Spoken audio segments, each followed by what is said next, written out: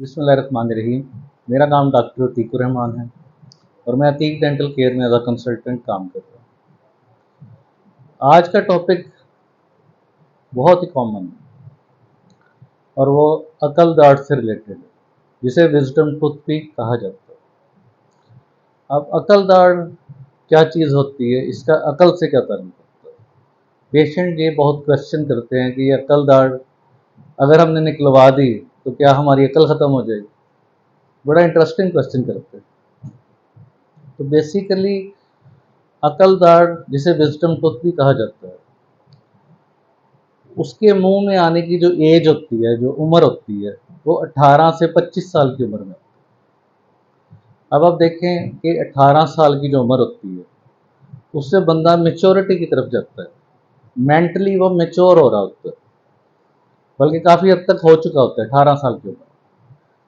तो इसीलिए उस रेफरेंस से इस दाढ़ को अकल दाढ़ कहा जाता है, क्योंकि ये 18 साल की उम्र में। कुछ लोगों में लेट आती है, जैसे 20 साल की उम्र में या 22 साल की उम्र में, या 25 साल तक इसका रेंज होता है इसके आने का। अब अकल दाढ़ तो आती है तो मरीज को दर्द में मुब्तला कर देती है। ज़्यादातर केसेस जो अकल दाढ़ के हैं, उसमें सबसे बड़ा प्रॉब्लम ये होता है कि अकल दाढ़ के आने की जगह ही नहीं मिलती।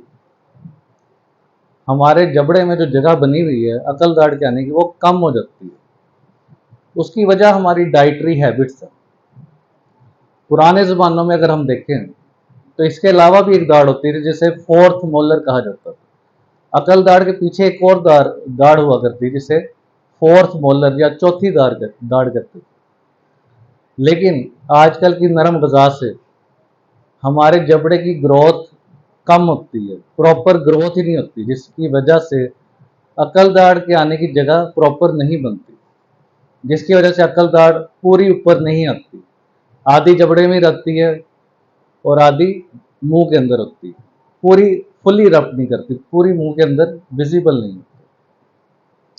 इसके अलावा कुछ केसेस में अकल दाढ़ टेढ़ी आना शुरू हो जाती है, अगले दांत की तरफ उसकी डायरेक्शन होती है। और तीसरा मसला जो बहुत कॉमन है, अकल दाढ़ के ऊपर एक मांस आ जाता है, जिसे फ्लैप कहते हैं या ओपरक्यूलम भी कहा जाता है। ये तीन मसाइल हम वन बाय वन डिस्कस करेंगे। अब इसमें सबसे कॉमन मसला, जिसे पेरिकोरोनाइटिस कहते हैं, या अकल दाढ़ के ऊपर जो मांस है उसकी सोजन कहते हैं, वो क्यों होता है। उसकी वजह ये होती है कि अकल दाढ़ पूरी मुंह के अंदर नहीं आती, पूरी फुली रब नहीं होती। जब दाढ़ पूरी नहीं आती तो पीछे से जो मांस होता है वो दाढ़ के ऊपर ही रहता है। अब दाढ़ के और मांस के दरमियान जो खला या स्पेस है, उधर खाना फंसता है, खुराक हमारी फंसती है, फूड इन्फेक्शन जिसे कहते हैं। जब खाना उसके अंदर फंसेगा तो गल सड़ के इन्फेक्शन बनाएगा, पस पड़ जाएगी, उस जगह पे इन्फेक्शन होगी जो आगे से आगे स्प्रेड होती चली जाएगी। तो उसके लिए डेंटिस्ट के पास जाना पड़ता है हमें, और कुछ डेंटिस्ट उसे काट देते हैं, उस मांस को रिमूव कर देते हैं। लेकिन ये प्रोसीजर हर पेशेंट में नहीं हो सकता। जैसे कईयों को ब्लीडिंग बहुत ज़्यादा होती है, ब्लीडिंग डिसऑर्डर है, या कोई खून पतला करने वाली दवाई ले रहा है, तो उसमें अगर मांस काटेंगे तो ब्लीडिंग बहुत ज़्यादा होगी, जिसे रोकना मुश्किल होगा।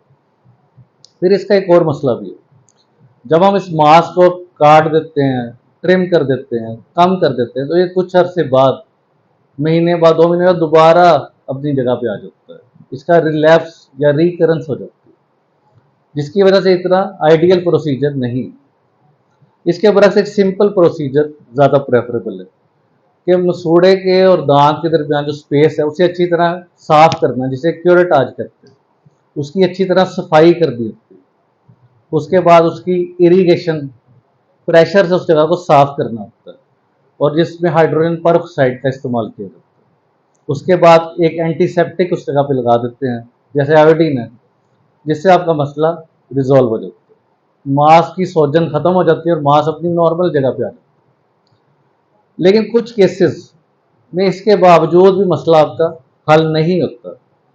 5 to 10% केसेस हैं जो आपको तंग करते हैं। ऐसे केसेस में आखिरी ऑप्शन हमारे पास दांत को निकालना है, लास्ट ऑप्शन हमारे पास।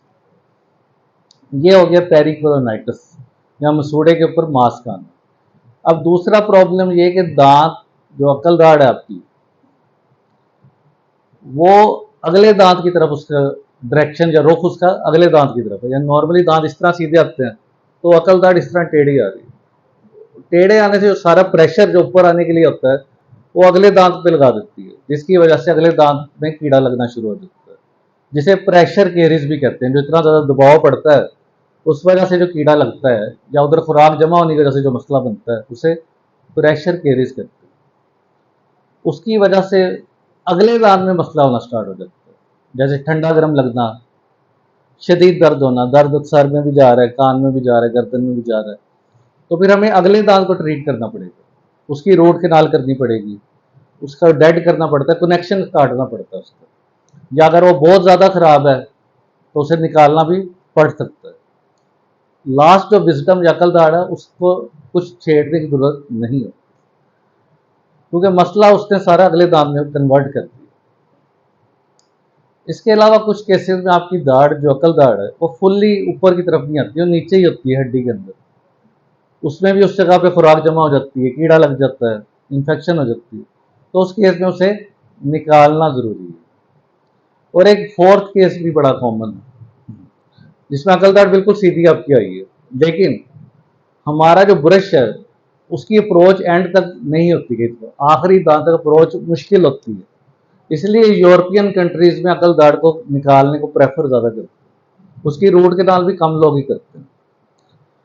उसकी रूट केनाल वही करेगा जो रूट केनाल में स्पेशलिस्ट होगा, जिसे एंडोडोंटिस्ट कहते हैं। तो अगर तो अकल दाढ़ के अंदर कीड़ा लगा हुआ है और डायरेक्शन उसकी बिल्कुल सीधी है और उसके ऊपर दांत भी पड़ा हुआ है ओपोनेंट जो उसका, तो उसकी रूट केनाल को हम प्रेफर करेंगे ताकि उस दांत को सेव किया जा सके। अब कुछ लोग सवाल करते हैं अकल दाढ़ एक होती है, इससे ज्यादा होती है? तो अकल दाढ़ चार होती है, फोर होती है, फोर, चार अकल दाढ़। एक ऊपर वाले में, राइट अपर में, एक राइट लोअर, एक लेफ्ट अपर, एक लेफ्ट लोअर, यानी कि चार टोटल अकल दाढ़ आपकी मुंह में होती है। आजकल जो ट्रेंड चला हुआ है उसमें से कुछ लोग तो वेस्टिजियल ऑर्गन कहते हैं, यानी यूजलेस। जिस तरह हमारा अपेंडिक्स है, अपेंडिक्स को लोग निकाल देते हैं कि इसका इतना रोल नहीं है, इसी तरह अकल दाढ़ को भी डेंटिस्ट निकालने को प्रेफर करते हैं। लेकिन कुछ केसेस में से बचाना ज़्यादा ज़रूरी है। जैसे अगर इसके ऊपर एक अकल दाढ़ पड़ी हुई है जो बिल्कुल ठीक है, तो इसे बचाना ज़रूरी है, क्योंकि अगर हमने इस अकल दाढ़ को निकाल दिया तो दांतों में एक बैलेंस होता है। अगर हमने इसे निकाल दिया नीचे वाली को, तो ऊपर वाला नीचे आना शुरू हो जाता है, वो भी लटक जाएगी दाढ़ ऊपर वाली, वो भी आपको अल्टीमेट निकालनी पड़ेगी।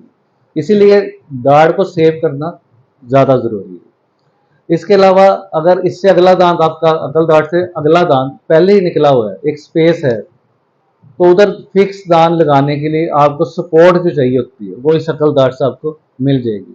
तो इसकी इंपॉर्टेंस तो है। इसे वेस्टिजियल ऑर्गन कहना गलत है, यानी अल्लाह ताला ने कोई चीज़ यूजलेस नहीं बनाई। इवन कि अगर आप हिस्ट्री उठा के देख लें, तो मैंने पहले बताया था कि अकल दाढ़ के पीछे भी एक दाढ़ होती थी, जिसे फोर्थ मोलर, चौथी दाढ़ कहा जाता था।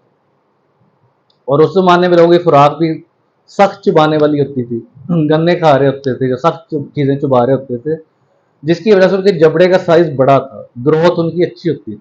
और आजकल हम क्या खा रहे हैं? पिज़्ज़ा खा रहे हैं, शवारमा खा रहे हैं, नरम गज़ा खा रहे हैं, जिससे हमारे जबड़ा जो होता है, हमारा जबड़े की हड्डी बढ़ती नहीं है, उसका साइज कम रहता है, जिसकी वजह से इवन की जो तीसरी दाढ़ है, जिसे अकल दाढ़ कहते हैं, उसके निकलने भी मुश्किल आ रही है, कि वो पूरी ऊपर नहीं आ रही, या टेढ़ी हो जाती है, या उसके ऊपर मांस आ जाता है। यानी मल्टीपल प्रॉब्लम इस दाढ़ से रिलेटेड है। बल्कि लोग तो ये कहते हैं हम तो वक्ते में पड़ गए, हम तो इसी मुश्किल में पड़ गए कि अकल दाढ़ हमारी आ रही है तो हमें तो इसी तकलीफ में फंस गए, बहुत शदीद तकलीफ होती है। तो इसके लिए आपको बेसिकली केयर बहुत ज़रूरी है। यानी अगर आपने शीशे में देख के ब्रशिंग कर दी है, तो आपने ये देखना आपका ब्रश एंड वाले दांत तक पहुंच रहा है या नहीं पहुंच रहा। आखिरी दाढ़ तक आपके ब्रश की रीच होनी चाहिए, अप्रोच होनी चाहिए, फिर आपके सारे दांत प्रॉपर साफ होंगे, और एक साफ जगह पे ना कीड़ा लगेगा, ना मसूड़े आपके खराब होंगे। तो हमारी केयर की जरूरत जो है ना, वो ज़्यादा इंपॉर्टेंट है। Self care is more important than anything. तो उम्मीद है आज का जो लेक्चर है, जो इन्फॉर्मेटिव वीडियो है, आपको पसंद आई होगी। तो इसी तरह हमारे चैनल को लाइक करें, सब्सक्राइब करें और शेयर करते रहें, ताकि मुफीद वीडियोस जो इन्फॉर्मेटिव है आपके लिए, वो फर्दर मैं आपको इसी तरह पहुंचाता रहूं। Thank you.